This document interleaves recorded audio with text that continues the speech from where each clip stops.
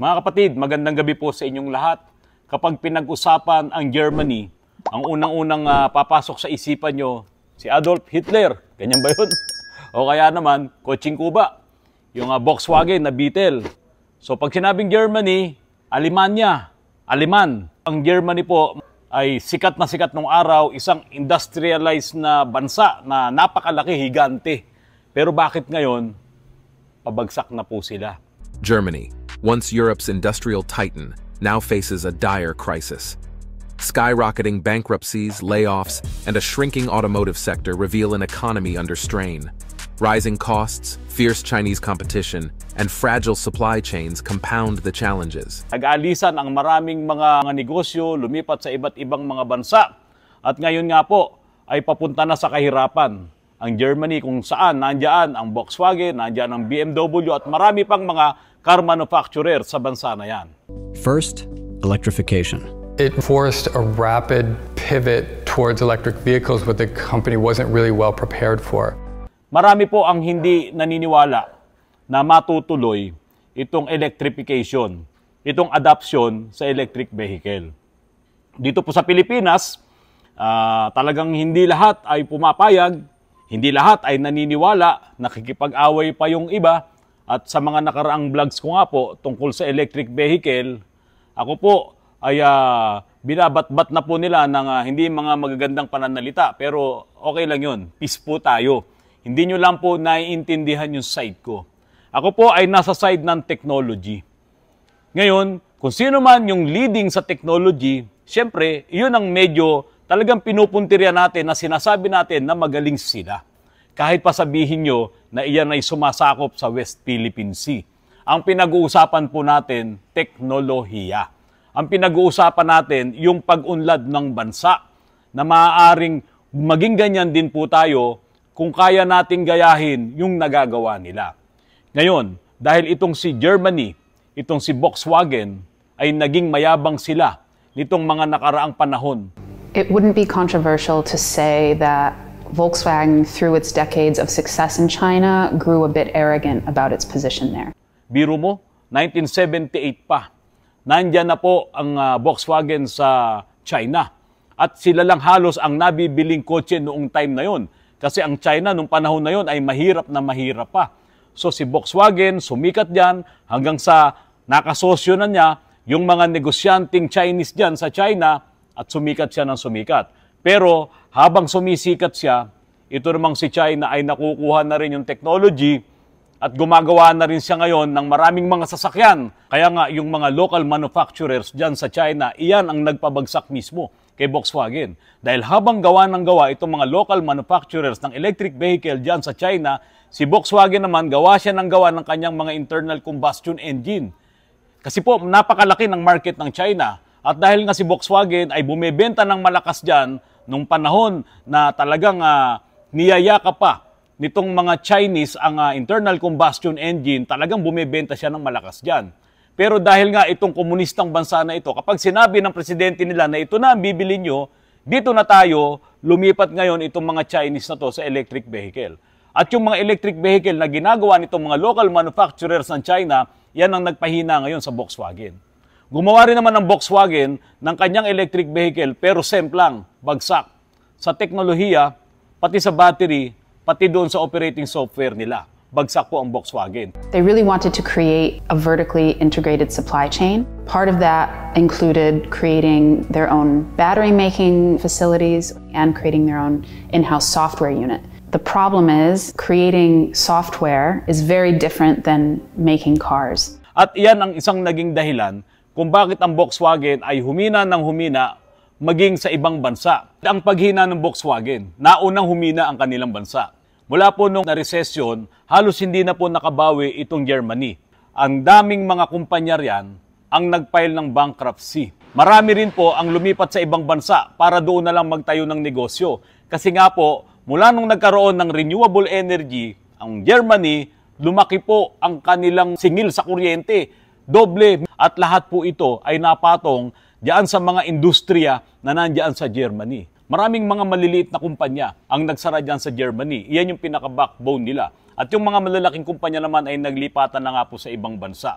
napakataas ng labor cost sa Germany. Sa isang car manufacturing company, ang isang worker ay sumesweldo ng $100,000 sa isang taon. Halos 5 milyong mahigit yun kung ibabase mo sa pera natin, sa piso. Samantalang sa China, ang isang worker doon sa loob ng isang taon sa isang car manufacturing company ay sumesweldo ng $20,000. Napakalayo. 1 million lamang mahigit. Pero sa Germany, napakataas po ng paswelduhan dyan ng labor cost. Dahil sa laki po ng sinesweldo nitong mga workers po na ito, ay kayang-kaya nilang lumiban or umabsent sa trabaho na nagiging dahilan po ngayon para maging unproductive itong mga workers po na ito sa Germany. Biro mo, sumisweldo ka ng 5 milyong mahigit sa isang taon. Kaya baliwala sa'yo kahit umabsent ka na 1 o 2 araw. At malaki rin po ang tax at mataas na social security contribution na ibinabayad ng mga kumpanya sa gobyerno para doon sa kanilang mga trabahador o mga empleyado. Ikumpara natin ng konti yung nangyari sa Germany na yan, na nag-aalisan yung mga kapitalista, nag-aalisan yung mga negosyo sa kanila dahil mahal nga po ang patrabaho, mahal ang kuryente, malaki ang overhead ng mga negosyante dyan sa Germany. Sa Pilipinas nung araw, nangyari na rin po sa atin yan. Nandito ang mga manufacturing plant ng mga car manufacturers, Toyota, Mitsubishi, halos lahat, Nissan, nandito po sila. Pati itong mga electronics, yung Uniden, di ba? Ginagawa dyan yung mga board ng mga electronics, pero lahat yon ay wala na. Bakit po ba? Kasi naging mahal po ang pasweldo. Ang sabi nila, mahal daw, kasi nga nagre-reklamo itong mga Pilipino na bakit ganito lang ang sinesweldo ko. So nagrarally ngayon, puro rally. Ganon din naman sa paggawaan ng mga sasakyan. Naghahanap sila ng mas malaking sweldo. Kapag hindi naibigay, di rally. Kaya ngayon, ang nangyari, nag-aalisan dito sa Pilipinas. Yung mga negosyo na yan, so wala na pong naiwan dyan. Kakaunti na lang yata. Hindi ko alam kung yung yatang Toyota ay nag-assemble pa dyan ng kanilang BIOS. Mitsubishi yata, meron pa rin. Nangyari na rin po ito sa Pilipinas. Dating pinakamagaling at nangunguna ang Germany pagdating sa mga sasakyan, Volkswagen, BMW at iba pang mga gawa ng Germany. Pero ngayon, lahat yan ay naiwan. Dahil kulang sila sa innovations, bilyong-bilyong euros ang naubos ng Volkswagen sa pagdevelop ng software para sa kanilang mga electric vehicle. Pero walang nangyari. Kaya sila ay tinalo ng China. Pero sa China pa rin sila humingi ng tulong para maipagpatuloy nila ang adoption nila sa electric vehicle. Itong electric vehicle na ID4 ng Volkswagen, ito sana ang pinapangarap nila na mag-aangat muli sa kanila. Pero pagdating nitong ID4 sa US, ito po ay bumagsak sa US. Kaya siyempre, kung bagsak ang sales mo dyan sa US, naku, wala ka nang maasahan sa iba pang bansa. Hindi po naging matagumpay ang electric vehicle na ID4 at ito po ay inilampaso ni Tesla at ni BYD. Hindi lamang sa technology, pati sa presyo.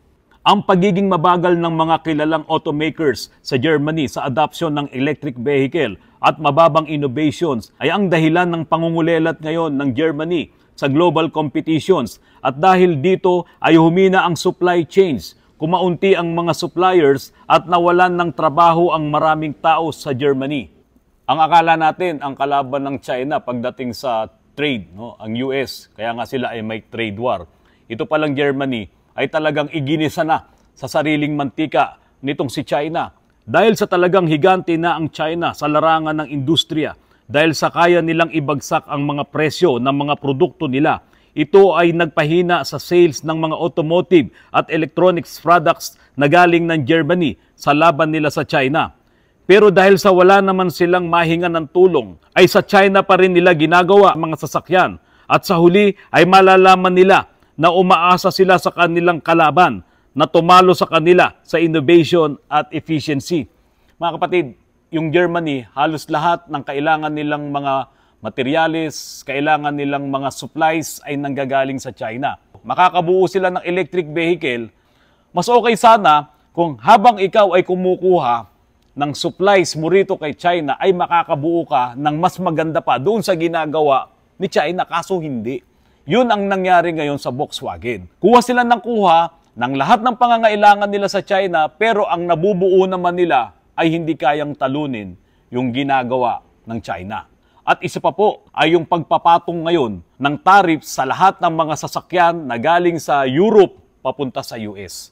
How many cars we have? Mercedes-Benz, and BMW, and all of the different Volkswagen, millions and millions of cars. We're going to put tariffs on them. So, halos wala ngayong mabibili na mga European na mga sasakyan dahil ang gusto ng presidente, ang bagong presidente ng US, ang bilhin ay puro mga sasakyan na gawa mismo sa Amerika.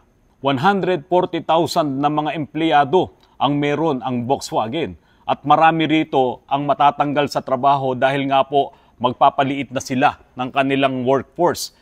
Marami rin silang magiging problema. Kung hindi babaguhin ng Germany ang kanilang patakaran, kung hindi nila bababaan ang mga singilan, ang patrabaho, ay talagang magsasara ang maraming mga kumpanya dyan sa Germany. Mga kapatid, napakatinding lesson po ang nangyaring ito. Si Volkswagen hindi niya pinansin ang ginagawa ng China tungkol sa electric vehicle. Pinabayaan niya lang. Sabi nga ng taga-Germany ay arrogant or naging mayabang po ang Volkswagen diyan sa China dahil sa tagal po nila diyan. Ngayon, maraming mga tao ang hindi naniniwala na mangyayari talaga itong electrification. Dito lang sa Pilipinas, marami po talaga. Paano nga talaga mangyayari yan sa Pilipinas? Nandito pa naman, marami pa naman tayong mga sasakyan. May nabibili ka pa namang mga pyesa ng mga sasakyan nyo kahit luma na. At marami pa ring mga dealers ang nagbebenta ng mga internal combustion engine. Diba? So, kung 10 taon lang, hindi pa talaga mawawala itong mga sasakyan na ito. Siguro yung mga bago. Pero yung mga luma na, bigyan mo pa ng 10 taon yan, baka wala ka ng mabiling pyesa. Ito mga kapatid. Sa New York, mayroong isang lawmaker dyan, nagpasa siya ng batas na ipe-penalize, pagbabayarin niya ng $75 billion lahat ng mga may kinalaman sa pagnenegosyo ng fossil fuels. Anong fossil fuels? Langis, gasolina, diesel, no? Lahat ng may kinalaman diyan ay mape-penalize. $75 billion. Napakalaking pera nun. At yon ay simula noong 2000 hanggang 2018. At ito po ay mangyayari sa susunod na 25 taon. So pagdating ng panahon na yon, itong mga nagbebenta ng gasolina, ng diesel, ng langis, ng coal, at kung ano-ano pa na may kinalaman sa fossil fuels, ay pagbabayarin po nitong batas na ito, diyan po sa New York. Ngayon, kung ikaw ay nagninegosyo diyan sa New York, nung mga ganitong negosyo, mag-iisip ka ngayon, after 25 years pala, pagbabayarin ka ng $75 billion, napakalaki nun. O maaaring hindi lahat sa'yo sisingilin yun. So lahat kayo na nandyan sa state na yan ay pagbabayarin. Ngayon, maraming gagaya dito.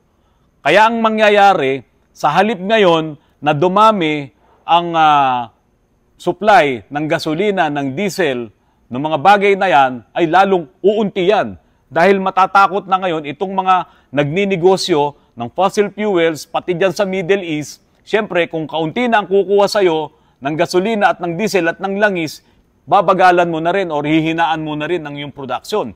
So, ang mimina mo na lang ay yung mga bansa na nangangailangan nito. Baka mamaya magsara ka na rin. Kasi ang pagkakaalam ko diyan sa Middle East, marami na pong mga electric vehicles diyan. Darating talaga yung panahon na unti-unti ay mawawala itong mga internal combustion engine. Dahil po sa mga batas na ito. Dito na po papunta talaga ang direksyon ng automotive industry. Ang direksyon ng mundo pagdating dito sa mga sasakyan, electric vehicle, adoption ng electrification sa buong mundo. Maaring mabagal dito sa Pilipinas, pero sa ibang bansa napakabilis. Biro mo, yung bilis niya kaya niyang ibagsak ang ekonomiya ng isang bansa tulad ng Germany. At ang mga car manufacturers dyan, na noon ay sikat na sikat, ngayon ay nanghina dito sa negosyo na ito. Yan ang aking iiwan sa inyo ngayon at mag-aabang tayo ng mga developments kung makakahabol pa ba itong si Toyota, si Volkswagen, si Mitsubishi, si Nissan at si Honda, pati na yung mga Korean car manufacturers, mga US car manufacturers dito sa karera na ito. Kung pagmamasdan mo, iwan na po sila, ilang lap na ang tinakbo ng China. Pero sana makahabol pa po sila kasi po kapag humabol sila ng humabol ay magmumura ang electric vehicle sa buong mundo. Mga kapatid, maraming salamat po at magandang gabi po sa inyong lahat.